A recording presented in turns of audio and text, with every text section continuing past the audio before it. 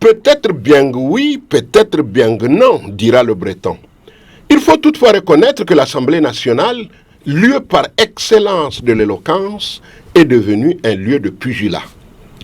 Ce n'est pas parce que les débats ne sont pas importants, pas non plus qu'il manque de tribuns, mais on remarque simplement que certaines réactions sont faites pour divertir si elles ne sont pas carrément épidermiques. Certes, il est bon qu'il y ait des divergences d'idées dans l'hémicycle. C'est d'ailleurs le lieu indiqué. Mais malheureusement, certains députés ont adopté des tactiques derrière lesquelles se cache une stratégie politico-politique. Perturber les travaux de l'Assemblée nationale pour donner l'impression à nos autres, ceux-là même qui sont venus pour le sommet de l'UA et le lancement de la ZLECAf, dont le champion n'est autre que le président Issou Mahamadou, qu'il y a une crise institutionnelle au Niger, qu'il n'y a pas de démocratie. Mais je crois que nous devrions même, pour un adolescent, taire nos divergences, accueillir ensemble nos hôtes à bras ouverts et ensuite laver le linge sale en famille. Mais à quoi avons-nous assisté? À un remue-ménage. Pour l'opposition parlementaire, le dépôt d'une motion de censure est l'occasion rêvée pour mettre la pagaille et montrer aux participants du 33e sommet de l'Union africaine que le pays est mal gouverné.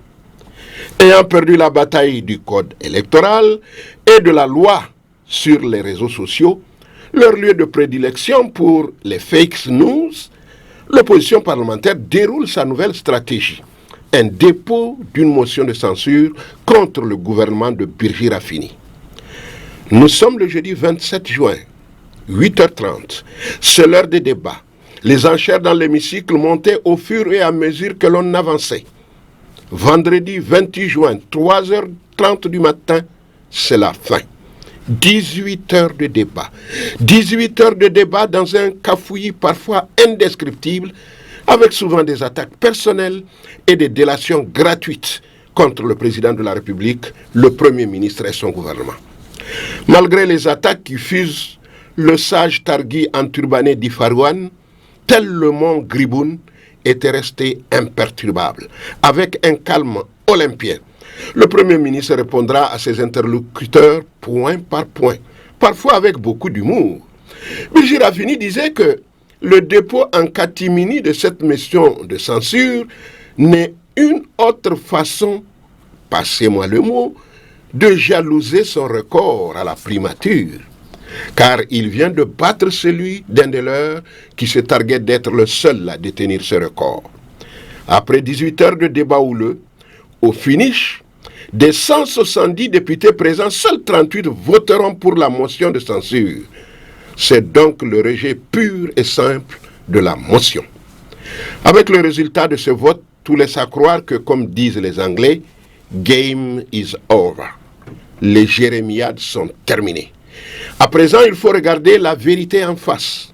L'opposition parlementaire a tiré de ce débat une petite victoire, celle d'avoir retardé un peu le fonctionnement régulier de l'administration publique, car tous les ministres étaient à l'hémicycle.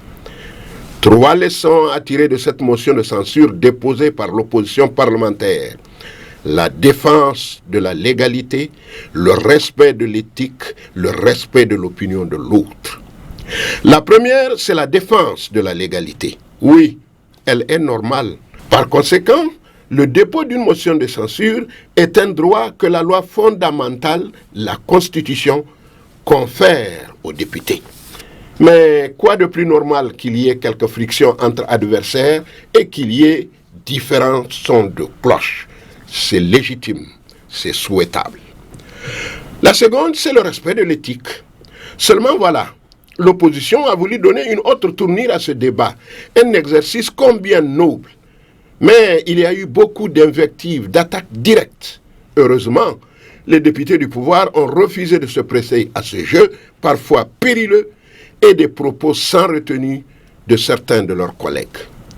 Enfin, la troisième leçon à tirer est le respect de l'opinion de l'autre. Certes, nous sommes dans l'arène politique, et c'est de bonne guerre d'user de la rhétorique pour convaincre son adversaire. Cependant, même en politique, il y a des règles et une éthique à observer. Mais certains représentants du peuple ont outrepassé leur rôle et ont dépassé les limites de la contradiction saine. Ils doivent arrêter ce genre de spectacle qu'ils offrent au public dans l'hémicycle. En voulant troubler la sérénité au sein de l'Assemblée par leur comportement, certains députés donnent l'impression d'un simple orgueil, d'une énergie du désespoir. Ce n'est pas le durcissement d'une position qui peut changer la donne. Seuls les arguments solides peuvent convaincre. Car on ne peut noyauter la vérité qui crève les yeux. Telle semble être la réalité aujourd'hui sur le comportement de certains de nos parlementaires. Reconnaissons tout de même que la mutation du Niger vers le progrès par des méthodes démocratiques est indéniable et irréversible. Le pouvoir auquel Issoufou Mahamadou a accédé est d'abord une récompense de Dieu pour son inestimable patience. De la patience, il lui en a fallu pour œuvrer 20 ans durant et muet de l'homme politique anonyme des années 90 aux leaders et aux bâtisseurs et hommes d'aujourd'hui. Mais pourquoi Issoufou Mahamadou réussit? Outre l'art et la manière, je crois qu'il y a une explication. Parce que Issoufou Mahamadou dit ce qu'il fait, pas ce qu'il est.